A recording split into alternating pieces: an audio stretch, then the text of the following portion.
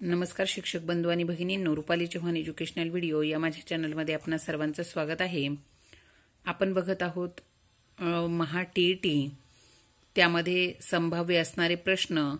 यापूर्वीच्या व्हिडिओमध्ये जर तुम्ही बघितला असेल तर आपण विज्ञान आणि मराठी या विषयासाठीचे प्रत्येकी 100 प्रश्न त्यांची उत्तरे बघितलेली आहेत। तुम्ही जर माझ्या चॅनलला पहिल्यांदा भेट दिलेली असेल, तुम्हाला ते व्हिडिओ पाहायचे असतील तर चॅनलला सबस्क्राइब केल्यानंतर प्लेलिस्ट मध्ये जाऊन टीईटी या प्लेलिस्ट मध्ये जाऊन तुम्ही ते व्हिडिओ बघू शकता। बघा, आजचा जो आपला 100 मार्काचा जो हा संच आहे, यामध्ये आज आपण बघणार आहोत प्राथमिक शिक्षण व त्यावर विचारले जाणारे प्रश्न। बघा, पहिला जो प्रश्न आहे, भारतीय जनतेने खालीलपैकी केव्हा भारताची घटना आपल्यासाठी स्वीकृत आणि संमत केली? उत्तर असणार आहे 26 नोव्हेंबर 1949। आपली राज्यघटना डॅश डॅश या दिवसापासून अंमलात आली? उत्तर आहे 26 जानेवारी 1950। भारताच्या घटना समितीचे अध्यक्ष म्हणून कोणाचा नामनिर्देश कराल? या ठिकाणी उत्तर असणार आहे डॉक्टर राजेंद्र प्रसाद। भारतीय राज्यघटनेने 8व्या परिशिष्टात किती भाषांना मान्यता दिली आहे? बघा, या ठिकाणी एकूण 22 भाषांना त्या ठिकाणी मान्यता देण्यात आलेली आहे। भाषावार प्रांत रचनेचे तत्व केव्हा स्वीकारले गेले? उत्तर आहे सन 1956। संगणक शिक्षकांची जागा घेऊ शकणार नाही असे कोणी म्हटले आहे? बघा, संगणक शिक्षकांची जागा घेऊ शकणार नाही हे वाक्य आहे बिल गेट्स यांचं। राज्य हे बालकांचे वय 6 वर्षांचे होईपर्यंत त्यांचे संगोपन करण्यासाठी आणि त्यांच्या शिक्षणासाठी तरतूद करील असे भारतीय राज्यघटनेच्या कितव्या कलमात म्हटले आहे? बघा, हे कलम आहे 45वं। कोठारी आयोगाची नियुक्ती कोणत्या वर्षी केली गेली? कोठारी आयोगाची नियुक्ती करण्यात आलेली आहे 14 जुलै 1964 रोजी। ब्राह्मो समाजाची स्थापना कोणी केली? बघा, ब्राह्मो समाजाची स्थापना केलेली आहे राजाराम मोहन रॉय यांनी। भारताचे दर्शन मुठभर शहरांमध्ये नव्हे तर लाखो खेड्यातून घडते असे कोण म्हणतं? बघा, भारताचे दर्शन मुठभर शहरांमध्ये नव्हे तर लाखो खेड्यांमधून घडतं हे म्हटलेलं आहे महात्मा गांधी यांनी। कुटुंब ही मानवाच्या दैनंदिन गरजांची पूर्तता करणारी संस्था आहे ही व्याख्या कोणी केली? उत्तर आहे अरिस्टॉटल। सुधारक हे साप्ताहिक कोणी सुरू केले? बघा, सुधारक हे साप्ताहिक सुरू केलेलं आहे गोपाळ गणेश आगरकर, गो. आगरकर यांनी। विद्यार्थी वसतिगृहाची जननी असे महत्त्व कोणत्या शहराला प्राप्त झाले? उत्तर आहे कोल्हापूर। खालीलपैकी कोणास भारतीय घटनेचे शिल्पकार म्हटले जाते? बघा, या ठिकाणी भारतीय घटनेचे शिल्पकार म्हटलेलं आहे डॉक्टर बाबासाहेब आंबेडकर यांना। शेतकऱ्याचा आसूड या पुस्तकाचे लेखक कोण? महात्मा फुले। माणूस हीच खरी जात असे कोणी सांगितले? बघा, माणूस हीच खरी जात आहे हे सांगितलेलं आहे संत गाडगे महाराज यांनी। महर्षी कर्वे यांनी हिंगणे पुणे येथे महिला विद्यापीठाची स्थापना केव्हा केली? बघा, यांनी महिला विद्यापीठाची स्थापना केलेली आहे 3 जून 1916 साली। सेवेतून मुक्ती हा जीवनाचा मूलमंत्र कोणी दिला? सेवेतून मुक्ती हा जीवनाचा मूलमंत्र दिलेला आहे संत गाडगे महाराजांनी। वर्धा शिक्षण योजना महात्मा गांधींनी केव्हा मांडली? बघा, वर्धा शिक्षण योजना ही महात्मा गांधींनी मांडलेली आहे सन 1937ला। शाळा म्हणजे कोंडवाडा नसून ते मुक्तांगण आहे असे कोणाचे मत होते? बघा, रवींद्रनाथ टागोर हे याचं उत्तर आहे। रवींद्रनाथ टागोर यांचं म्हणणं होतं की शाळा म्हणजे कोंडवाडा नसून ते एक मुक्तांगण आहे। भारतातील पहिली शिक्षिका, मुख्याध्यापिका व समाजसेविका कोण? उत्तर आहे सावित्रीबाई फुले। 4 ऑक्टोबर 1919 रोजी काले, तालुका कराड, जिल्हा सातारा येथे टिंबटिंब यांनी रयत शिक्षण संस्थेची स्थापना केली। ते आहेत कर्मवीर भाऊराव पाटील। 7 एप्रिल 1875 रोजी मुंबईमध्ये आर्य समाजाची स्थापना कोणी केली? बघा, आर्य समाजाची स्थापना केलेली आहे स्वामी दयानंद सरस्वती यांनी। हिंगणे स्त्री शिक्षण संस्थेचा विशेष फंड कोणता? बघा, हिंगणे स्त्री शिक्षण संस्थेचा विशेष फंड आहे भाऊबीज फंड। शिक्षण म्हणजे माणसातील पूर्णत्वाचा आविष्कार ही व्याख्या कोणी केली? बघा, ही व्याख्या केलेली आहे स्वामी विवेकानंदांनी। लोकशाही म्हणजे लोकांचे लोकांनी लोकांकरता चालवलेले राज्य ही लोकशाहीची व्याख्या कोणी केली? बघा, ही व्याख्या केलेली आहे अब्राहम लिंकन यांनी। भारतीय घटनेच्या डॅश डॅश व्या कलमान्वये अस्पृश्यतेची प्रथा नष्ट करण्यात आली असून अस्पृश्यता पाळणे हा गुन्हा ठरवण्यात आलेला आहे. बघा, भारतीय राज्यघटनेच्या 17व्या कलमानुसार अस्पृश्यतेची प्रथा नष्ट करण्यात आली असून अस्पृश्यता पाळणे हा गुन्हा ठरवण्यात आलेला आहे. स्वातंत्र्य, समता, बंधुता ही मूल्ये कोणत्या संज्ञेत आहेत? ही मूल्ये आहेत लोकशाही संज्ञेमध्ये. शैक्षणिक धोरणाला मार्गदर्शन, पूरक व उपयुक्त असे किती गाभा-घटक आहेत? बघा, शैक्षणिक धोरणाला मार्गदर्शक, पूरक आणि उपयुक्त असे एकूण 10 मूलभूत गाभा-घटक आहेत. धर्म, वंश, जात, लिंग, जन्मस्थळ या बाबतीत भेद मानून शिक्षण नाकारता येणार नाही हे भारतीय राज्यघटनेच्या कोणत्या कलमात सांगितलेले आहे? बघा, हे कलम आहे कलम नंबर 15, ज्याच्यामध्ये सांगितलेलं आहे की धर्म, वंश, जात, लिंग किंवा जन्मस्थळ या बाबतीत भेद मानून कोणालाही शिक्षण नाकारता येणार नाही. राज्याने प्राथमिक स्तरावर मातृभाषेतून शिक्षण द्यावे हे भारतीय राज्यघटनेच्या कितव्या कलमात सांगितले आहे? बघा, हे सांगितलेलं आहे कलम नंबर 350C. कायद्यासमोर सर्व भारतीय समान आहेत हे भारतीय राज्यघटनेच्या कोणत्या कलमात आहे? बघा, कलम नंबर 14व्या कलमात सांगितलेलं आहे की कायद्यासमोर सर्व भारतीय समान आहेत. ऑगस्ट 1848 मध्ये मुलींची पहिली शाळा पुण्यात सुरू करण्यात आली. खालीलपैकी कोणी ही शाळा सुरू केली? बघा, आता आपल्याला माहिती आहे की 1848 मध्ये मुलींसाठी पुण्यात पहिली शाळा सुरू केलेली आहे महात्मा फुले यांनी. भारताच्या घटना समितीच्या मसुदा समितीचे अध्यक्ष कोण होते? बघा, डॉक्टर बाबासाहेब आंबेडकर हे घटना समितीच्या मसुदा समितीचे अध्यक्ष होते. खालीलपैकी कोणते वर्णन भारतास लागू ठरणार नाही? धर्मनिरपेक्ष, समाजवादी, प्रजासत्ताक, एकपक्षीय. जर आपण सर्व पर्याय बघितले तर त्यामधील एकपक्षीय हे वर्णन भारतास लागू होत नाही. 10 गाभाभूत घटक, मूलभूत हक्क व मार्गदर्शक तत्वे यांचा संबंध कसा आहे?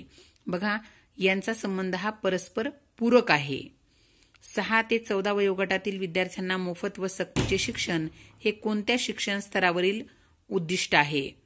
6 ते 14 वयोगटातील विद्यार्थ्यांना मोफत व सक्तीचे शिक्षण हे प्राथमिक स्तरातील उद्दिष्ट आहे. प्राथमिक शिक्षणाची उद्दिष्टे कशावर आधारित आहेत? प्राथमिक शिक्षणाची जी काही उद्दिष्ट आहेत ती एकूण 10 गाभाभूत घटकावर अवलंबून आधारित आहेत. गाभाभूत घटकांचा समावेश कशात असावा? गाभाभूत घटक जे आहेत त्यांचा समावेश अभ्यासक्रमात असावा. पुढीलपैकी कोणता घटक गाभाभूत नाही? बघा, पर्याय दिलेले आहेत भारतीय संविधानात्मक जबाबदाऱ्या, स्त्री पुरुष समानता, पर्यावरणाचे संरक्षण आणि पाश्चिमात्यांचे अनुकरण. आपण जर वरील 3 पर्याय बघितले तर त्यांचा गाभाभूत घटकामध्ये उल्लेख संबंध आहे. जर आपण शेवटचा पर्याय क्रमांक ड बघितलं तर पाश्चिमात्यांचे अनुकरण हा घटक गाभाभूत नाही. भारतीय घटनेनुसार खालीलपैकी कोण सार्वभौम आहे? घटना समिती, राष्ट्रपती, सर्वोच्च न्यायालय, भारतीय जनता. तर या ठिकाणी सार्वभौम आहे भारतीय जनता. आजच्या शिक्षण पद्धतीत केंद्रस्थानी असणारा घटक. आजच्या जर आपण शिक्षण पद्धतीचा विचार केला तर या ठिकाणी अभ्यासक्रम, शिक्षक, विद्यार्थी आणि शाळेतील सुविधा केंद्रस्थानी आहे विद्यार्थी. खडूफळा मोहीम कशासाठी राबविली गेली? बघा, खडूफळा मोहीम राबवलेली आहे प्राथमिक शिक्षणाचा दर्जा सुधारण्यासाठी. प्राथमिक स्तरावरील शिक्षण मुलांना कोणत्या भाषेतून दिले जावे असे घटनेत सांगितले आहे? आपल्याला माहिती आहे प्राथमिक स्तरावरील शिक्षण मुलांना त्यांच्या मातृभाषेतून द्यायला सांगितलेले आहे. सावित्रीबाई फुले दत्तक पालक योजना खालीलपैकी कशाशी निगडीत आहे? अंधांचे शिक्षण, दिव्यांगाचे शिक्षण, मुलींचे शिक्षण, गरिबांचे शिक्षण. जर बघितलं असेल तर सावित्रीबाई फुले दत्तक पालक योजना ही मुलींच्या शिक्षणाशी निगडीत आहे.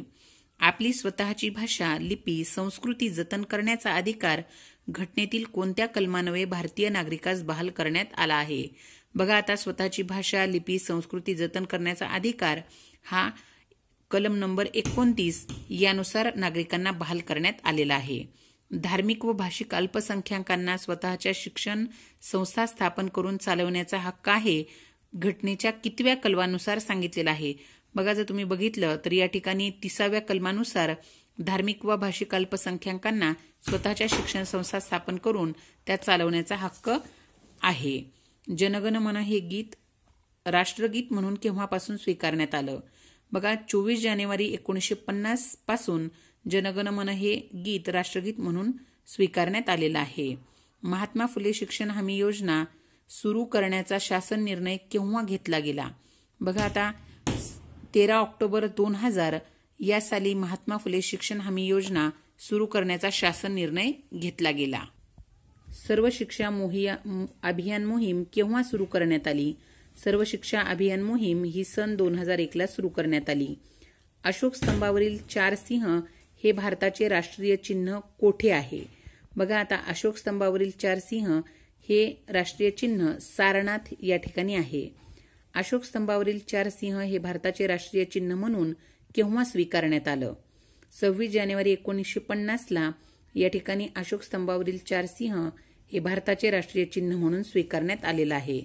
साखर कारखान्यात ऊसतोडीसाठी इतर जिल्ह्यातून येणाऱ्या कामगारांच्या मुलामुलींसाठी जी हंगामी शाळा सुरू करण्यात येते तिला खालीलपैकी कोणती संज्ञा दिली गेलेली आहे? बघा हंगामी ऊसतोडीला गेलेल्या मुलांसाठी जी शाळा असते तिला साखर शाळा असं म्हटलं जातं. स्वतंत्र भारताचे पहिले राष्ट्रीय शैक्षणिक धोरण केव्हा मांडले गेले? बघा आता स्वतंत्र भारताचे पहिले राष्ट्रीय शैक्षणिक धोरण हे 1968 मांडले गेले. भारतीय शिक्षण आयोग कधी नेमला गेला? भारतीय शिक्षण आयोग हा 1964 साली नेमला गेला. 10+2+3 हा आकृतिबंध कोणत्या राष्ट्रीय शैक्षणिक धोरणानुसार भारताने स्वीकारला? बघा सन 1968 नुसार 10+2+3 हा आकृतिबंध स्वीकारण्यात आला होता. 10 गाभा घटकांचा समावेश कोणत्या पुनर्रचित शैक्षणिक धोरणात करण्यात आला? सन 1986च्या पुनर्रचित शैक्षणिक धोरणात या ठिकाणी 10 गाभा घटकांचा समावेश करण्यात आला होता. सुधारित राष्ट्रीय शैक्षणिक धोरण केव्हा जाहीर झाले? 1992 सुधारित राष्ट्रीय शैक्षणिक धोरण जाहीर करण्यात आलं होतं. सन 1986च्या राष्ट्रीय स्तरावरील धोरणानुसार कोणत्या कार्यक्रमांना प्राधान्य दिलं गेलं? बघा या ठिकाणी बालवाडी शिक्षण, उच्च शिक्षण, ग्रामीण विद्यापीठे आणि अ, ब, क तीनही यामध्ये आपल्याला हे तीनही पर्याय असणार आहेत. या तिन्हीलाही 1986च्या राष्ट्रीय स्तरावरील धोरणानुसार या कार्यक्रमांना प्राधान्य दिलं गेलं होतं. वैज्ञानिक क्रांतीमुळे शिक्षणात कोणती गोष्ट महत्वाची ठरली? वैज्ञानिक क्रांतीमुळे प्रयोगशीलता ही गोष्ट महत्वाची ठरली. अध्यापकाच्या व्यावसायिक व्यक्तिमत्वाची अंगे कोणती? व्यावसायिक बांधिलकी, कार्यकर्तृत्व, अध्यापन क्षमता आणि वरील सर्व. यामध्ये वरील सर्व हे उत्तर असणार आहे. शिक्षकांचे स्थान व दर्जा यावर कोणत्या आयोगाने समितीने भर दिला? शिक्षकांचे स्थान व दर्जा यावर कोठारी आयोगाने भर दिला. पॅरास्कूल ही संकल्पना कोणत्या समितीने मांडली? बघा राममूर्ती समितीने पॅरास्कूल ही संकल्पना मांडलेली आहे. सन 1986च्या राष्ट्रीय शैक्षणिक धोरणाची गरज का निर्माण झाली? मागासवर्गीय समस्या सोडवण्यासाठी, ग्रामीण समस्या सोडवण्यासाठी, गरिबांच्या समस्या सोडवण्यासाठी का विस्तार विरुद्ध गुणवत्ता समस्या सोडवण्यासाठी? उत्तर असणार आहे पर्याय क्रमांक ड, विस्तार विरुद्ध गुणवत्ता समस्या सोडवण्यासाठी. सर्व धर्मसमभाव, लोकशाही, व्यावसायिक शिक्षण या बाबी कोणत्या शैक्षणिक धोरणात समाविष्ट आहेत? बघा त्या आहेत 1986च्या धोरणामध्ये. डॉक्टर जे पी नाईक एकसूत्रीकरण समिती कोणत्या वर्षी नेमली गेली? सन 1958 डॉक्टर जे पी नाईक एकसूत्रीकरण समिती नेमली गेली. राष्ट्रीय स्त्री शिक्षण समितीच्या अध्यक्षा कोण होत्या? या ठिकाणी बघा दुर्गाबाई देशमुख या राष्ट्रीय स्त्री शिक्षण समितीच्या अध्यक्षा होत्या. शिक्षक प्रशिक्षणाचा अभ्यासक्रम सुधारण्याची गरज आहे अशी शिफारस कोणत्या समितीने केली?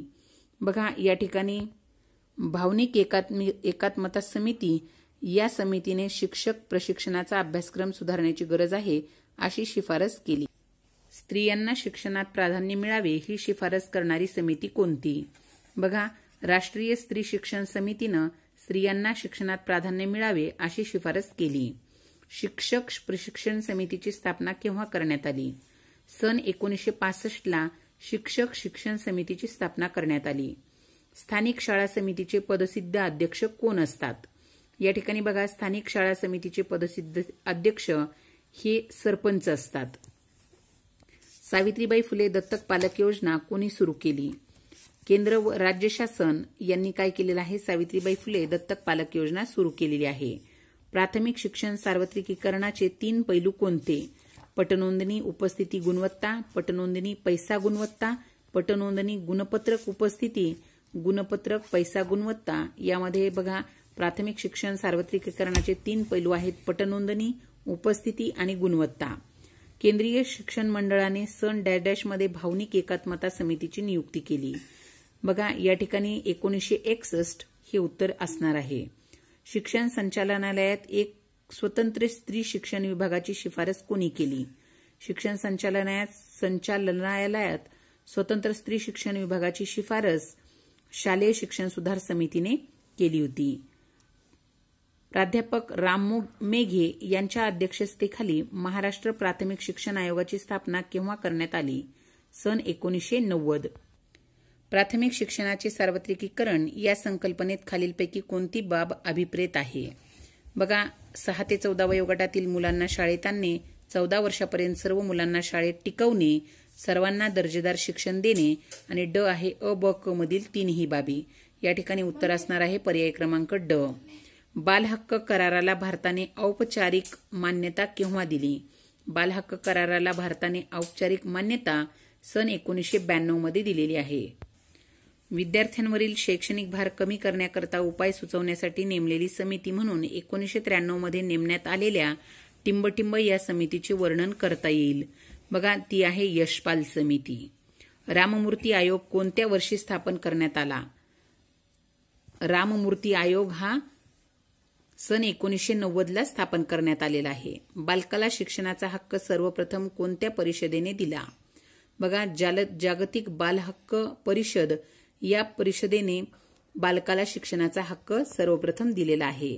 प्राथमिक शाळेला आवश्यक त्या शैक्षणिक सुविधा व साहित्य उपलब्ध करून देण्याचे काम कोणत्या योजनेमुळे झाले? बघा ते प्राथमिक शाळेला शैक्षणिक सुविधा व साहित्य उपलब्ध करून देण्याचं काम खडू फळा मोहीम या योजनेमुळे झालेलं आहे. खालीलपैकी कोणत्या घटना दुरुस्ती अन्वये अनुच्छेद 45 मध्ये दुरुस्ती करण्यात आली? बघा या ठिकाणी 86वी घटना दुरुस्ती 2002 यानुसार 45 मध्ये काय केलेली आहे? दुरुस्ती करण्यात आलेली आहे. साक्षरता कृती कार्यक्रम कोणत्या वर्षी सुरू झाला? सन 1995. शिक्षणापासून वंचित राहिलेल्या बालकांसाठी केंद्र शासनाने कोणती मोहीम राबवली? बघा शिक्षणापासून वंचित राहिलेल्या बालकांसाठी शासनाने सर्व शिक्षा अभियान ही मोहीम राबवली. प्राथमिक शिक्षणाच्या सार्वत्रिकीकरणाचे कोणते परिणाम झाले? लोकसंख्या नियंत्रण, आरोग्यविषयक जागृती, विज्ञान तंत्रज्ञान सहभाग आणि अ ब क मधील 3ही. आपलं उत्तर असणार आहे पर्याय क्रमांक ड सर्व. बीएड अभ्यासक्रमाची पुनर्रचना करावी, पत्राद्वारे बीएड हा अभ्यासक्रम बंद करावा अशी शिफारस कोणत्या समितीने केली? ती समिती आहे यशपाल समिती. पटनोंदणीसाठी कोणते सर्वेक्षण केले जाते? बघा पटनोंदणीसाठी केलं जाणारं सर्वेक्षण आहे कुटुंबाचं. महाराष्ट्र शासनाने वसती शाळा कोणत्या वर्षी सुरू केल्या? मार्च 2001. सरकारी या समितीने 1994 मध्ये कोणती गोष्ट स्पष्ट केली? प्राथमिक शिक्षण प्राप्त करणे हा बालकांचा हक्क आहे. शासनाकडून वसती शाळेला वार्षिक अनुदान किती दिले जाते? बघा आता शासनाकडून वसती शाळेला दिलं जाणारं अनुदान आहे 13,000 रुपये. सेतू शाळेसाठी शासन प्रतिवर्षी एका विद्यार्थ्यामागे किती अनुदान देते? ज्या शेतूशाळा असतात त्या शेतूशाळेसाठी शासन प्रतिवर्षी एका विद्यार्थ्यामागे 1,300 रुपये अनुदान देते. लोकांनी लोकांसाठी केलेले लोकांचे शिक्षण म्हणजे औपचारिक शिक्षण ही व्याख्या कोणी केली? बघा हे आहेत इव्हॉन इलिच. गुणवत्ता विकासाची प्रक्रिया कशी आहे? बघा गुणवत्ता विकासाची प्रक्रिया ही अखंड आहे. गुणवत्ता टिंबटिंब असणे अगत्याचे आहे. गुणवत्ता ही उद्दिष्टा सापेक्ष असणं अगत्याचं आहे. राष्ट्रीय सल्लागार समितीची स्थापना केव्हा झाली? सन 1992. राष्ट्रीय सल्लागार समितीचे अध्यक्ष कोण होते? डॉक्टर यशपाल हे राष्ट्रीय सल्लागार समितीचे अध्यक्ष होते. गुणवत्तेचे सार्वत्रिकीकरण म्हणजेच समता. राष्ट्रीय साक्षरता मिशनची स्थापना कधी झाली? बघा 5 मे 1988 राष्ट्रीय साक्षरता मिशनची स्थापना झाली. श्वेत क्रांती म्हणजे अन्नधान्य उत्पादन वाढवणे, दुधाचे उत्पादन वाढवणे, साखर उत्पादन वाढवणे, दुबार पिके घेणे. श्वेत क्रांती म्हणजेच अन्नधान्य उत्पादन वाढवणे श्वेतक्रांती म्हणजेच दुधाचे उत्पादन वाढव. पर्याय क्रमांक किमान अध्ययन पातळी म्हणजे विद्यार्थ्यात आवश्यक असलेले कोणते गुण? भाषाज्ञान, गणिताचे ज्ञान, क्षमता व प्रभुत्व किंवा चातुर्य. या प्रश्नाचं उत्तर तुम्ही मला कमेंट बॉक्समध्ये कळवायचं आहे. असेच व्हिडिओ जर बघायचे असतील तर नक्कीच कमेंट बॉक्समध्ये मला कळवा.